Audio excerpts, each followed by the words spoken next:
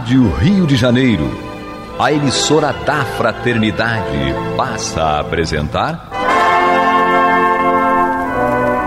Luz na Penumbra, programa que leva ao seu coração a mensagem da doutrina espírita.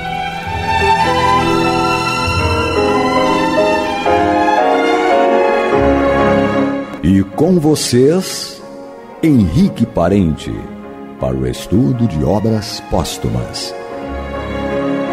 Amigo ouvinte, que alegria voltar mais uma vez aqui para compor junto com todos vocês o conhecimento espírita através dessa obra aqui, desse programa Luz na Penumbra, e que tem a oportunidade de, através dos assuntos que aqui são veiculados, refletirmos a respeito do trabalho de Allan Kardec, dos textos que ele construiu, das obras que ele publicou. E no caso aqui especificamente, esta obra ele não publicou, mas ele tinha intenção de várias dessas matérias publicá-las a seu tempo, em obras específicas, mas não foi possível, não teve tempo disso, pois ele veio a desencarnar ali em 1869, logo no início do ano. Então essas matérias ficaram guardadas e com a esposa de Kardec, mas 21 anos após a desencarnação de Allan Kardec, ela junto com um amigo resolveram então reunir muitos destes textos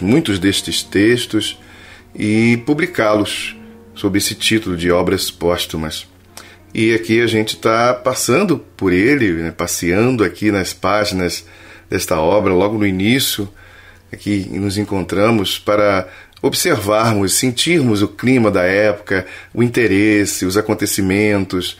Isso tudo traz para a gente uma condição de entendermos melhor a doutrina espírita, como ela foi construída, bem como o estudo também das revistas espíritas, que também é realizado aqui pelo Luz na Penumbra. E ali a gente vai tendo contato com a maneira como foi produzido, o diálogo, o contato com o grande público e o trabalho que Kardec teve para poder construir com segurança, não só do ponto de vista pedagógico, mas também tudo que envolvia a sua época ali, que era necessário manter esse equilíbrio.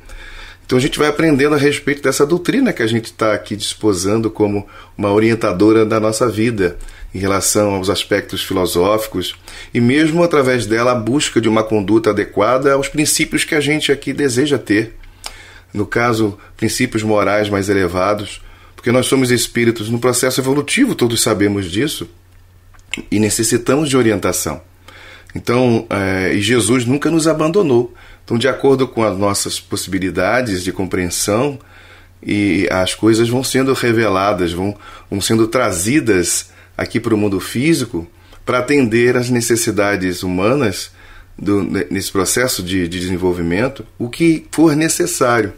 Deus não nos abandona, o Cristo não nos abandona de jeito nenhum.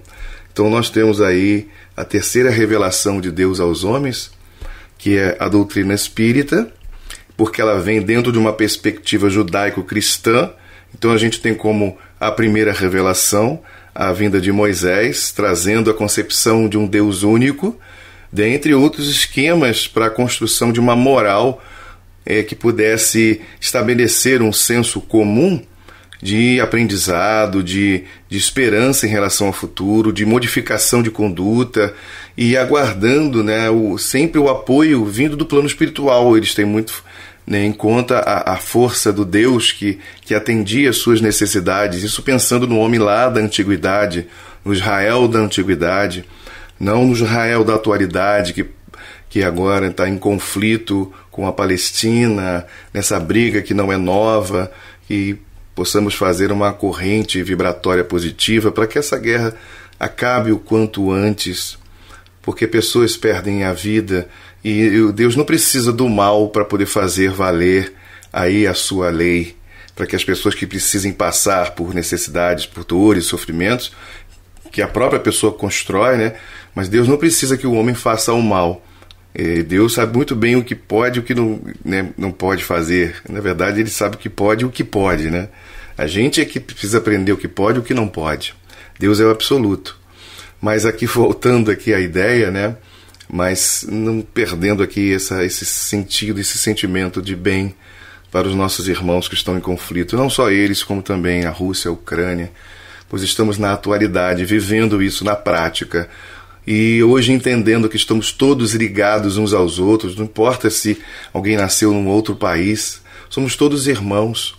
O planeta Terra é o nosso berço inicial aqui para o nosso processo evolutivo, e precisamos construir uma harmonia, viver bem economicamente, não explorando os outros, mas incentivando e trocarmos o que for necessário.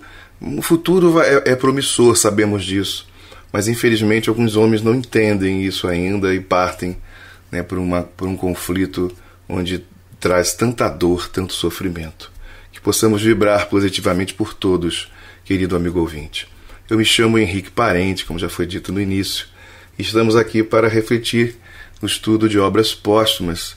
Estamos aqui dando continuidade, né, a esse processo de aprendizado do livro Obras Póstumas, e como comentamos aqui, estamos diante da doutrina espírita, que é a terceira revelação de Deus aos homens.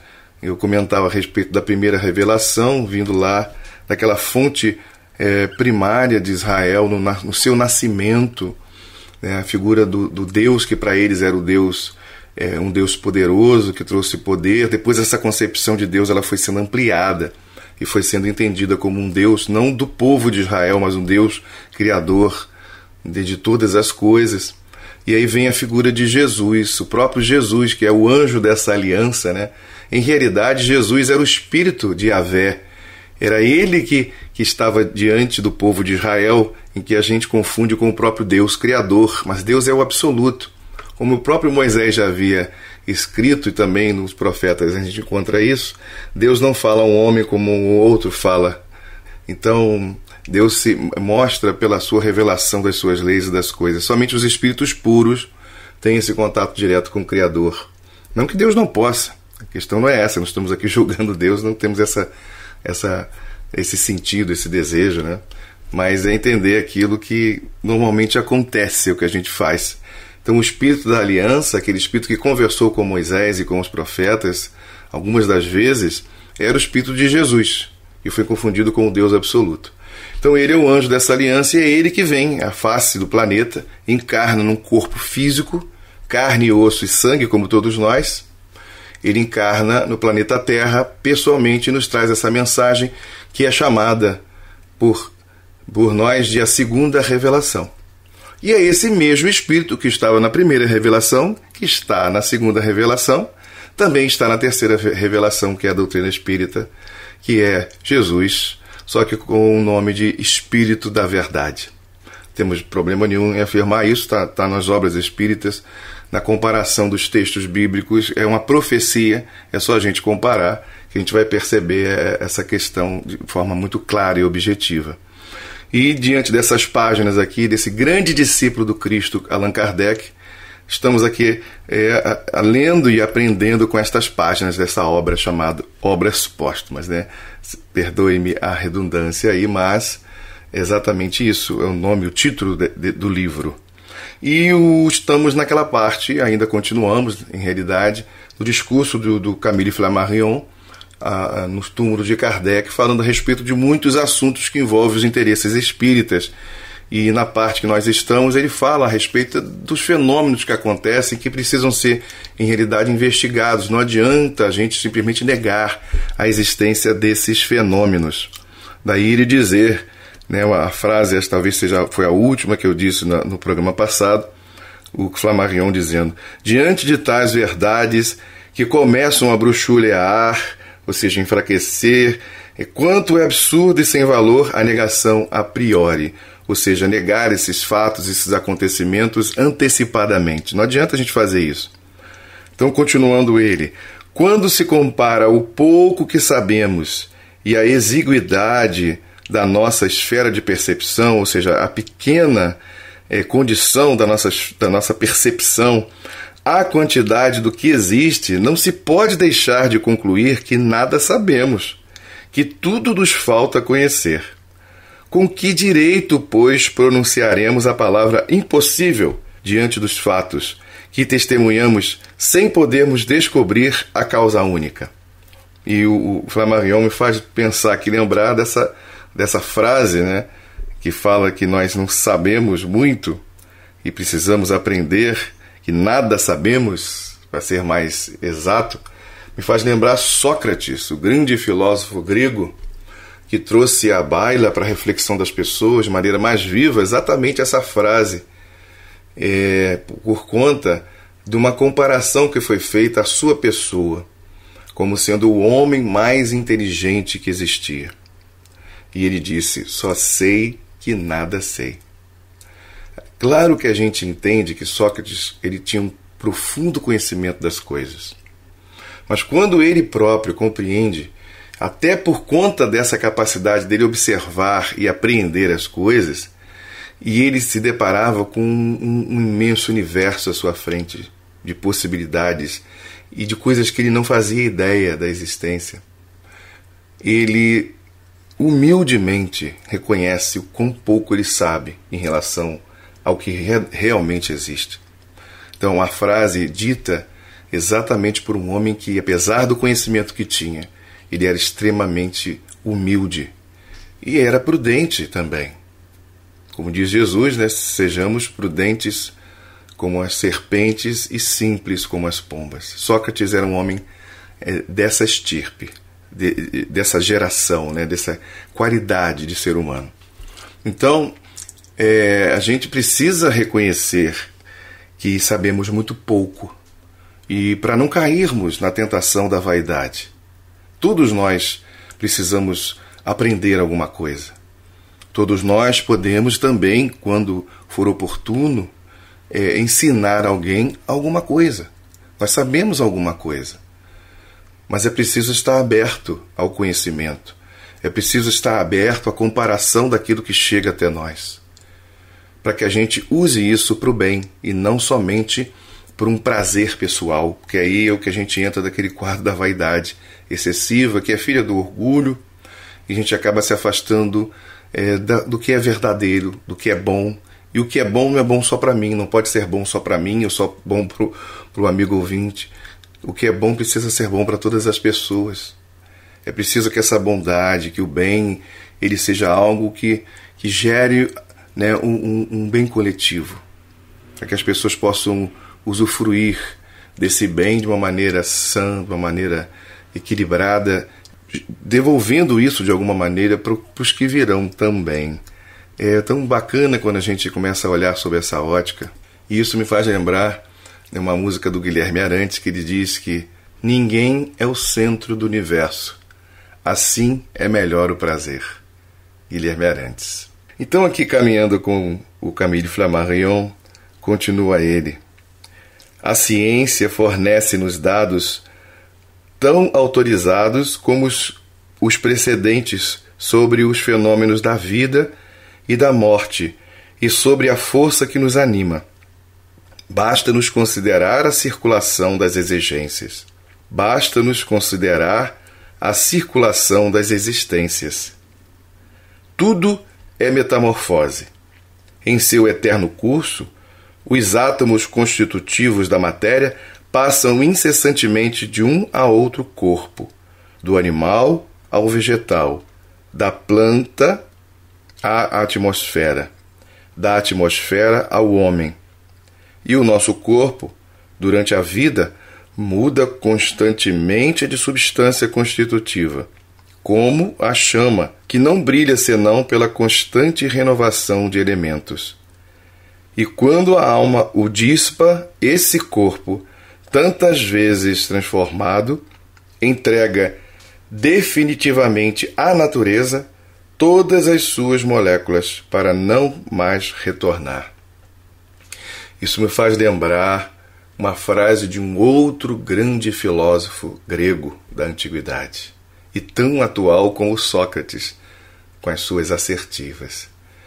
Esse chama-se Heráclito de Éfeso, quando ele diz que ninguém entra no mesmo rio duas vezes.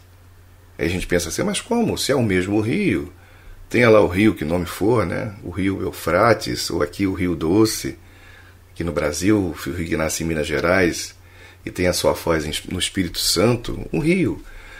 Então, quando a gente pensa no rio, na imagem física, a gente diz, mas é o mesmo rio. Mas ele está falando em termos de reflexão metafórica. Então, a gente... não é a mesma água que está passando. O rio pode ter o mesmo nome, aquele local ali pode ser o mesmo, mas aquela água que passou é outra, a que está vindo é outra. Está simbolizando que todas as coisas se modificam. É só a gente perceber, como o próprio Camille Flammarion aqui faz essa comparação. Então a gente está compondo o nosso corpo de elementos que eles são voláteis, eles vão se modificando, eles vão renascendo todos os dias, e à medida que a gente vai ganhando tempo, o tempo cronológico aqui da vida, as células nossas não se renovam totalmente como na fase inicial. Porque tudo precisa ter um princípio, um meio e um fim. E é neste sentido que entendemos o que o Flammarion quer dizer, falando a respeito da transformação das coisas. Então continua ele dizendo aqui: o absurdo dogma da ressurreição da carne é substituído hoje pela alta doutrina da transmigração das almas. Verdade.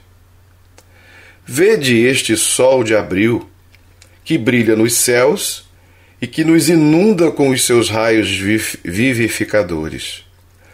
Acordam as campinas, desabrocham os primeiros rebentos das árvores, floresce a primavera, sorri o azul celeste e a ressurreição opera-se por toda a parte. Entretanto, é da morte que surge toda esta vida. É das ruínas que lhe provém a animação. Fala com um tom de exclamação. Donde vem a seiva destas árvores que reverdecem em campo de mortos? Donde vem a umidade que lhes alenta as raízes? Donde todos os elementos que lhes fazem aparecer nas carícias de maio as flores silenciosas e os passarinhos cantadores? Vem da morte, afirma Camille Flammarion. Meus senhores, vem desses cadáveres sepultados na noite sinistra dos túmulos.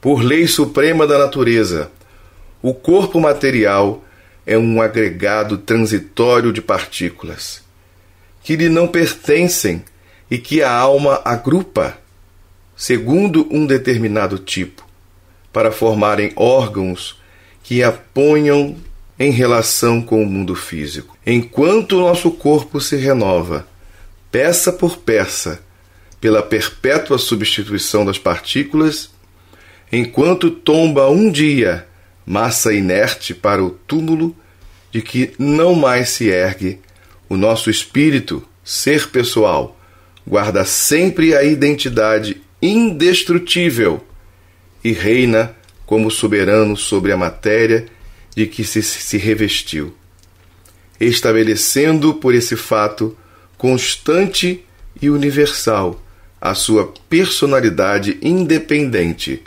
a sua essência espiritual, não sujeita ao império do tempo e do espaço, a sua grandeza individual, a sua imortalidade. Em que consiste o mistério da vida? Por que laços se prende a alma ao organismo, que os desfaz para que ela se escape? Sob que forma e em que condições existe ela depois da morte? Que recordações, que afetos guarda? São estes, meus senhores, outros tantos problemas que ainda estão longe de ser resolvidos e cujo conhecimento constituirá a ciência psicológica do futuro. E aqui fazendo uma pequena pausa, diante dessa leitura longa, mas assim não tínhamos como interromper antes desse momento de agora, essas questões trazidas aqui pelo Flammarion e esse final, colocando que dali por diante, porque a partir da doutrina espírita, queridos irmãos, realmente as coisas começam a modificar-se. As pessoas não precisam tornar-se espíritas. O espiritismo ele apenas revela algo que está presente no inconsciente das pessoas e no momento onde essas questões começam a eclodir dentro de cada criatura humana. Se não naquele momento ali histórico do tempo de Allan Kardec, do período que ele realizou o início da doutrina espírita e a sua desencarnação, mas a partir da doutrina espírita, essas questões elas vão surgindo na alma das pessoas.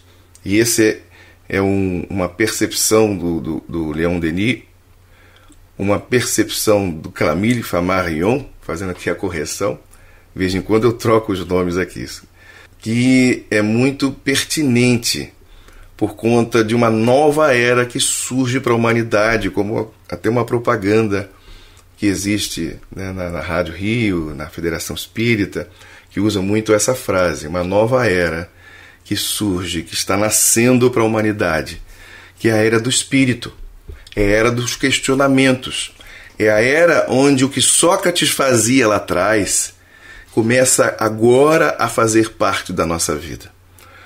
Mesmo em meio a toda essa turbulência que ainda estamos vivendo, de interesses materiais, de conquistas bélicas, né, de questões que envolvem, né, o interesse pela ordem humana material, mesmo em meio a tudo isso, eclode a cada dia questões que ainda não foram resolvidas no campo da reflexão humana. Daí a importância de cada um de nós que perceber esse momento, realmente refletir a respeito, meditar, sentir a vida e as coisas como estão, mas as coisas não são o que estão mostrando somente. Tudo isto é uma passagem, é um momento transitório da humanidade. Estamos em plena ebulição de desenvolvimento espiritual. Estamos passando por um momento de separação, sim, né, dos bodes e das ovelhas, como ensina o Evangelho, a separação do joio e do trigo, no sentido de dar a oportunidade das pessoas, a partir desse momento, começarem a perceber a vida sob um outro ângulo, sob um outro aspecto, para que a gente possa aproveitar essa gama de experiência pessoal que cada um possui e esta gama de experiência coletiva que a nossa humanidade tem tido a oportunidade de ter, tanto no âmbito material como no âmbito espiritual, pois fazemos parte de um mesmo corpo, diríamos, planetário.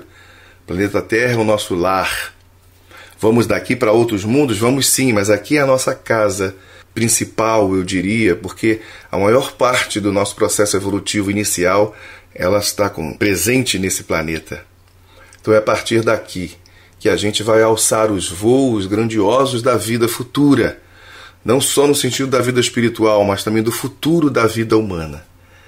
E tantas coisas, querido amigo ouvinte, para a gente ainda aprender, apreender, desenvolver, perceber e sentir, transformando a nossa vida, ainda muito pequena sob muitos aspectos, numa vida maior, de maiores possibilidades, para que a gente tenha verdadeiramente uma vida mais feliz.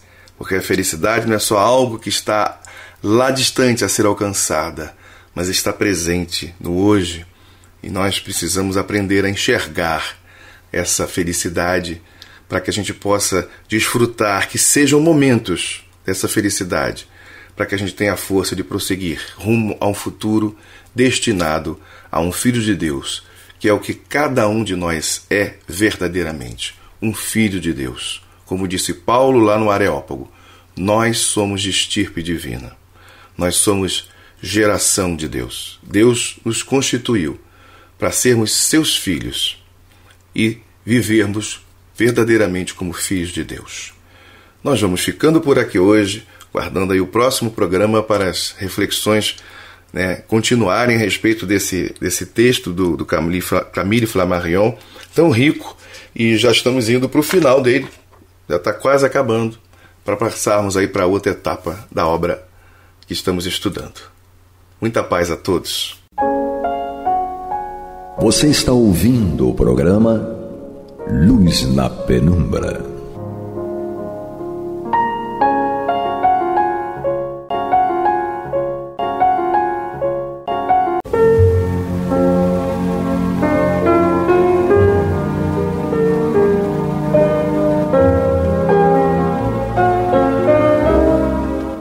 Rádio Rio de Janeiro está levando ao seu lar e ao seu coração a mensagem consoladora da doutrina espírita, através do programa Luz na Penumbra.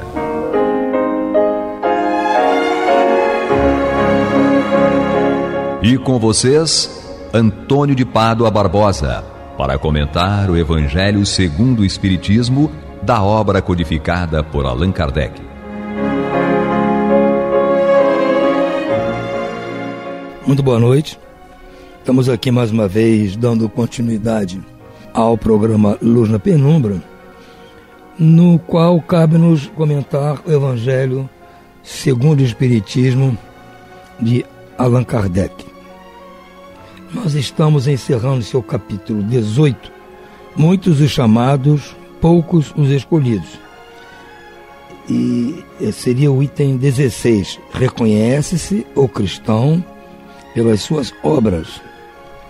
Então vamos ver o que nos diz aqui o Espírito Simeão, que nos mandou esta mensagem em Bordeaux, 1863. Isso eu acho interessante para nos elucidar bem qual é realmente o dever do cristão. Quando o cristão mostra que realmente é cristão. Pelo título, está dizendo aqui que os cristãos são reconhecidos pelas suas obras. Vamos ver o que nos diz aqui o irmão Simeão. Diz ele assim: nem todos os que me dizem Senhor, Senhor, entrarão no reino dos céus, mas somente aqueles que fazem a vontade do meu Pai que está nos céus. Escutai essa palavra do Mestre, todos vós que repelis a doutrina espírita como obra do demônio. Abri os ouvidos, que é chegado o momento de ouvir. Será bastante estar a serviço do Senhor para ser um fiel servidor seu? Bastará dizer, sou cristão, para que alguém seja um servidor do Cristo? Procurai os verdadeiros cristãos e os reconhecereis pelas suas obras. Uma árvore boa não pode dar maus frutos, nem uma árvore má pode dar frutos bons. Toda árvore que não dá bons frutos é cortada e lançada ao fogo. São do Mestre essas palavras. Discípulos do Cristo, compreendei-as bem. Quais são os frutos que se deve dar à árvore do cristianismo? Árvore possante, cujos ramos frondosos cobrem com a sua sombra uma parte do mundo, mas que ainda não abrigam todos os que haverão de agrupar-se em torno dela. Os frutos da árvore da vida são frutos de vida, de esperança, de fé. O cristianismo, tal como fizeram há muitos séculos, continua a pregar essas virtudes divinas. Esforça-se por espalhar seus frutos, mas com poucos os colhem. A árvore é sempre boa, mas os jardineiros são maus. Quiseram adaptar as suas ideias, modelá-la de acordo com as suas necessidades.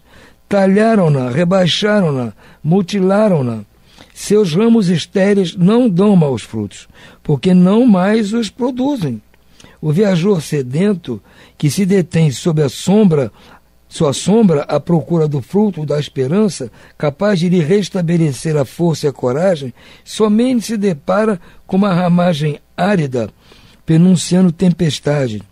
Em vão pede o fruto de vida à árvore da vida. Ressecadas, as folhas caem, a mão do homem tanto as manipulou que as queimou.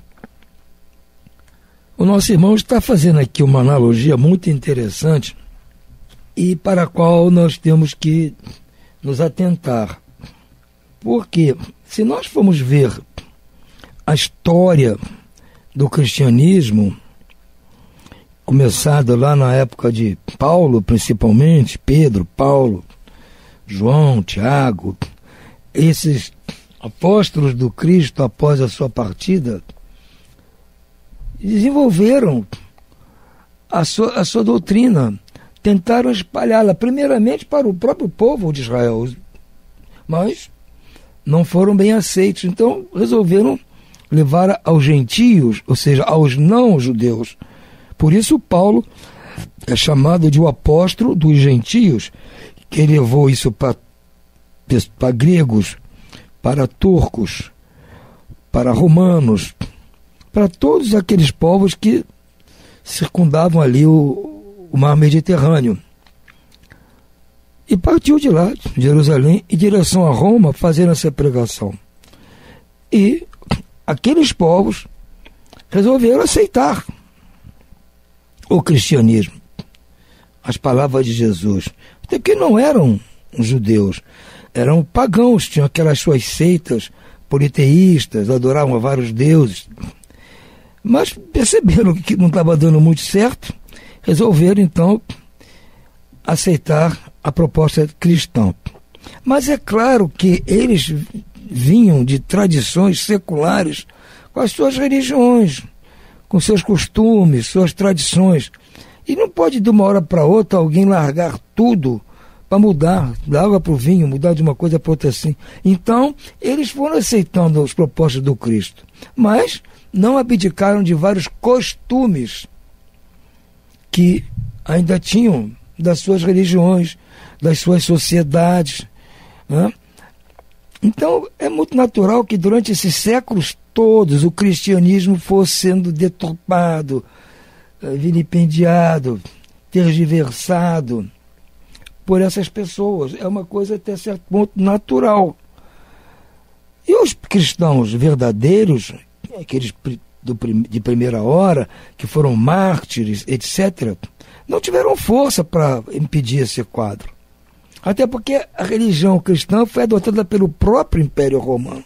Foi imposta à força a diversas colônias dos romanos. Então, a coisa não ficou muito bem parada. Então, algumas coisas foram deturpadas, como ele diz aqui. A árvore do cristianismo veio nos trazer bons frutos. Então diz assim: quais são os frutos que deve dar a árvore do cristianismo, árvore possante, cujos ramos frondosos cobrem com sua sombra uma parte do mundo, mas que ainda não abrigam todos que haverão agrupar-se em torno dela?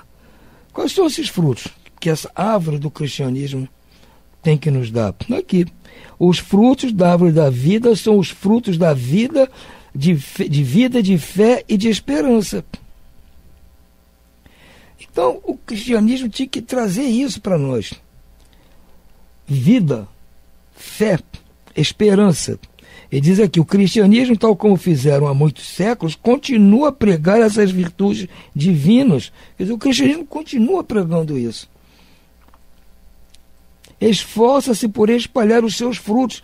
Ele continua se esforçando, o cristianismo continua vivo, continua espalhando os seus frutos. Mas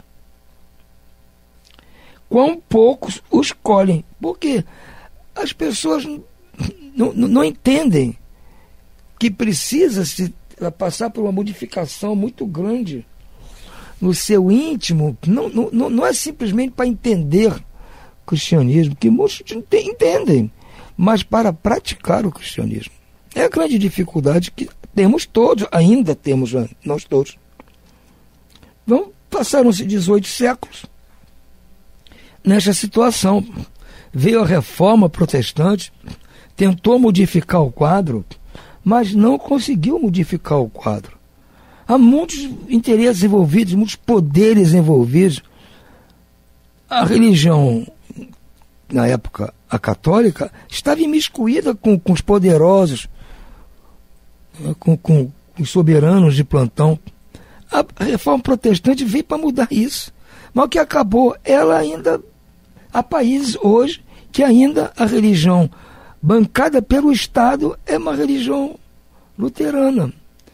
Então, é difícil isso se romper, as pessoas entenderem isso. Então, quer dizer que, alegoricamente, as pessoas ainda não colhem os frutos do cristianismo. A árvore é sempre boa, mas os jardineiros são maus, ou seja, aqueles que colhem os frutos da árvore não quer que são maus, a árvore continua sendo boa. que nós fizemos, nós os jardineiros, os coletores dos frutos da árvore? Nós quisemos adaptar a árvore e, consequentemente, seus frutos às nossas ideias, modelá-la de acordo com as nossas necessidades, baseadas nas nossas tradições, nos nossos gostos, nas nossas manias. Ninguém queria mudar seus hábitos para atender os frutos desta árvore. Era tentativa de mudar os frutos da árvore para adaptá-lo às nossas conveniências, às nossas manias. Talharam-na, rebaixaram-na, mutilaram-na. Seus ramos estéreis não dão maus frutos. Ou seja, os ramos ficaram estéreis, mas não estão dando maus frutos, porque não mais os produz. Ela simplesmente não produziu mais. Ela não ia dar maus frutos. O cristianismo não ia dar maus frutos. Mas de tanta mutilação, tanta tentativa de adaptá-la aos costumes nossos, ela parou de dar seus frutos. Então diz aqui, o viajor sedento, que se detém sob sua sombra à procura do fruto da esperança, capaz de lhe restabelecer a força e a coragem, somente se depara com uma ramagem árida. Ou seja, a árvore está secando, ficou secando. Então aquele que foi para o seu abrigo, buscando uma proteção, buscando refazer suas esperanças, para ganhar força e coragem para seguir adiante, só encontrou uma ramagem seca, árida, que anunciava a tempestade pela frente. Em vão, ele pede o fruto de vida, a árvore da vida. Ele pede vida à árvore. Ressecadas as folhas caem. E a mão do homem tanto a manipulou, que queimou. Então deixaram a árvore, como se diz aí, em petição de miséria. Então aquele que vai buscar refúgio nessa árvore do cristianismo, buscando frutos da vida, sombra da esperança, do alívio, do consolo, não encontra mais. Ela está misturada com todos os problemas nossos sociais, da vida, problemas políticos. Então deturparam tudo. Esse é o quadro que o Espiritismo encontrou à época de Kardec. Infelizmente, nós temos que admitir que não mudou muito não, gente. Mas o Espiritismo veio, mesmo assim veio deixar a sua mensagem. Então diz ele aqui, abri, pois, os ouvidos e os corações, meus bem-amados. Cultivai essa árvore da vida, cujos frutos dão a vida eterna.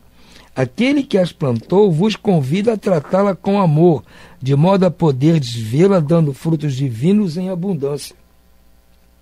Conservai-a tal como Cristo vos entregou, não a mutileis. Ele quer estender a sua sombra imensa sobre o universo. Não lhe corteis os galhos. Seus frutos benfazejos caem abundantes para alimentar o viajor sedento que deseja alcançar o fim da jornada. Não amontoeis esses frutos para os armazenar e deixar apodrecer, a fim de que não sirvam a ninguém.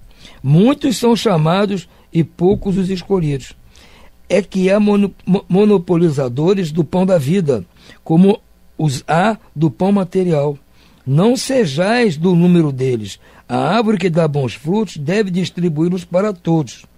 E depois procurar os que estão famintos, levá-los para debaixo da copa da árvore. Partilhai com eles do abrigo que ela oferece.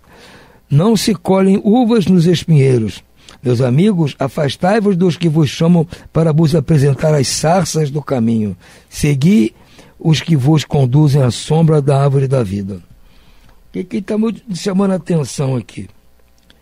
Que nós não devemos dar ouvidos e nossos corações indevidamente a quem não está cantando aquela canção melodiosa do cristianismo. Nós temos que cuidar dessa árvore, protegê-la, se possível, espalhar seus frutos. Ele diz assim, conservai a árvore tal como Cristo vos entregou, não a mutileis. Ele quer estender a sua sombra imensa sobre o universo, não lhe corteis os galhos. Ou seja, nós temos que tentar ser puros ao máximo, manter a pureza do cristianismo, da árvore do cristianismo. Seus frutos benfazejos, ou seja, os frutos do cristianismo, caem abundantes para alimentar o viajor sedento que deseja alcançar o fim da jornada. Então, desta árvore do cristianismo caem os frutos sedentos, que podem aliviar a sede e a fome do viajor cansado. Mas não amentoeis esses frutos para os armazenar e deixar apodrecer, a fim de que não sirvam a ninguém. Então ele diz que nós não podemos ser egoístas. Pegar os frutos só para nós, amontoar aqui, guardar, eles acabam apodrecendo e não servem a ninguém. Não. Nós temos que espalhar, servir esses frutos. Se nós conseguimos colher os frutos dessa árvore do cristianismo, árvore com as palavras do Cristo, com o amor do Cristo, nós devemos distribuir esses frutos. Muitos são chamados e poucos os escolhidos. Nós somos chamados, vem para cá, para a sombra da árvore, vem aqui, tem frutos bons, colhe para você e espalhe. Fomos chamados. Agora, o que vai depender da escolha nossa? É que nós continuemos espalhando esses frutos. E não saímos por aí simplesmente pregando, eu sou cristão, eu sou cristão, eu sou cristão, mas não espalhamos os frutos do cristianismo, que são o amor ao próximo. Simples. O perdão, a misericórdia, a benevolência, a indulgência, é isso que, tolerância, é isso que se pede ao cristão. São as obras. As obras são os frutos. Não basta sair por aí dizendo para todo mundo, eu tenho a árvore do cristianismo aqui, tem muitos frutos e tal, comi, gostei, mas não distribuo. É que há, ele está dizendo isso porque há monopolizadoras do pão da vida, gente que monopoliza essa situação para si, como há os do pão material, está acompanhando com gente que tem pão, junta, não dá para ninguém, o pão acaba endurecendo, apodrecendo, mofando, e não serve para mais ninguém. São egoístas. Não sejais do número deles, quer dizer, dizendo para nós não sermos assim. A árvore que dá bons frutos deve distribuí-los para todos. Nós temos que distribuir os frutos do bom cristianismo para todos. Esse é o trabalho do cristão. E depois procurar os que estão famintos, levai-os para debaixo da copa da árvore e partilhai com eles do abrigo que ela oferece. Então nós temos que buscar aqueles que estão necessitados desses frutos da vida, da fé e da esperança, levá-los para debaixo dessa árvore frondosa do cristianismo, para que eles possam ter abrigo, partilhar com eles o mesmo abrigo que nós temos. Disse Jesus, não se colhem uvas nos espinheiros, ou seja, não vai colher o fruto da árvore do cristianismo em outro tipo de árvore, não vai encontrar. Meus amigos, afastai-vos dos que vos chamam para vos apresentar as sarças do caminho. Ou seja, tem gente nos chamando para ir para outro tipo de plantação. Não podemos aceitar isso. Segui os que vos conduzem para a sombra da árvore da vida. Estamos alertando aqui. O Divino Salvador, o justo por excelência, disse, e suas palavras não passarão. Nem todos os que me dizem Senhor, Senhor, entrarão no reino dos céus, mas somente os que fazem a vontade de meu Pai que está nos céus. Que o Senhor de bênção vos abençoe, que o Deus de luz vos ilumine, que a árvore da vida vos ofereça abundantemente seus frutos. Crede e orai. O alerta do nosso irmão Simeão é muito importante. Que não basta dizer que eu sou cristão, eu sou espírita. E mas daí? O que você está fazendo para honrar esse epíteto? O que você está fazendo? Você está espalhando a palavra de consolo? Você está levando o consolo às pessoas? Está conclamando-as para partilhar com você dos frutos da vida, da fé e da esperança? Porque a melhor mensagem que tem o Espiritismo é a mensagem de esperança com o futuro. Temos que ter fé no futuro. Consolo para o presente e fé no futuro. É isso que o Espiritismo nos propõe. É isso que nos propõe o Cristo. Vamos esquecer o passado já passou. Vamos ficar com o presente, que o presente é um presente de Deus para nós. Deus nos deu um grande presente, é o presente. Mas estamos com um presente complicado, o Espiritismo nos traz consolo, explicando por que estamos passando por essas dificuldades. E nos dá fé para o futuro, porque diz, olha, se você parar de causar esses problemas, como diz Jesus, ide e não pecai mais, não pequeis mais, está dizendo Jesus, por quê? Você precisa do futuro bom. Então, se você pecou no passado e agora está colhendo, não quer colher no futuro, para de pecar, que o futuro teu vai ser brilhante. É simples assim. A palavra do Espiritismo é simples. Consolo para o presente e fé no futuro, esperança para o futuro. E onde encontramos isso? Na árvore do cristianismo. É isso que ele está falando aqui para nós, nos alertando para isso, nos conclamando para isso. Não nos deixar levar por outras cantigas, outros convites para outros tipos de árvores, que aparentemente podem dar solução para todos os problemas. Dar solução para todos os problemas. Mas, se nós formos escarafunchar a fundo, vamos ver que é conversa fiada. Fora da caridade não há salvação. Este é o lema. E quem prega a caridade é o cristão. E quem pratica a caridade é aquele que tem que se fazer cristão. Não basta simplesmente dizer que é cristão. Como diz o Cristo, nem todos que me dizem Senhor, Senhor, entrarão no reino dos céus, mas somente os que fazem a vontade de meu Pai que está nos céus. Qual é a vontade de meu Pai que está nos céus? Que nos amemos uns aos outros. Simples. Simples. Ou seja, se nosso irmão a quem nós amamos estiver com necessidade, vamos ser caridosos com ele.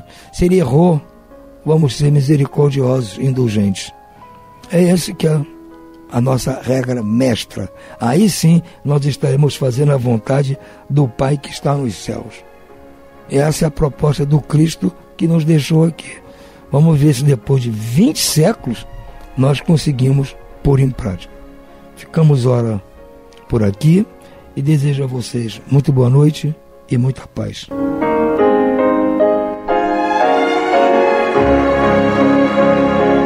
E vamos ouvir agora a prece de encerramento de nosso programa, na voz de Geraldo de Aquino.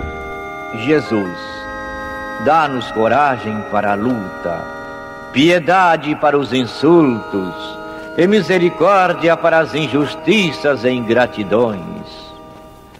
Limpa nossa alma de inveja e ambições mesquinhas, de ódio e de vingança o nosso caminho.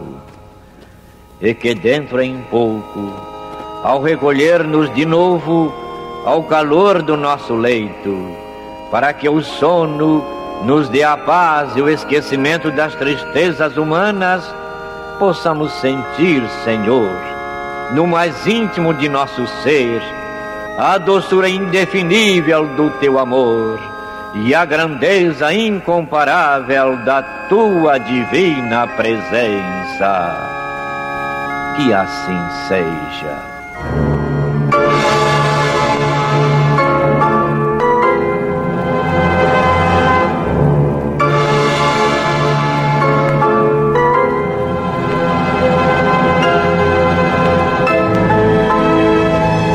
Acabamos de apresentar o programa Luz na Penumbra, que voltará a ser apresentado amanhã às 21 horas nesta emissora.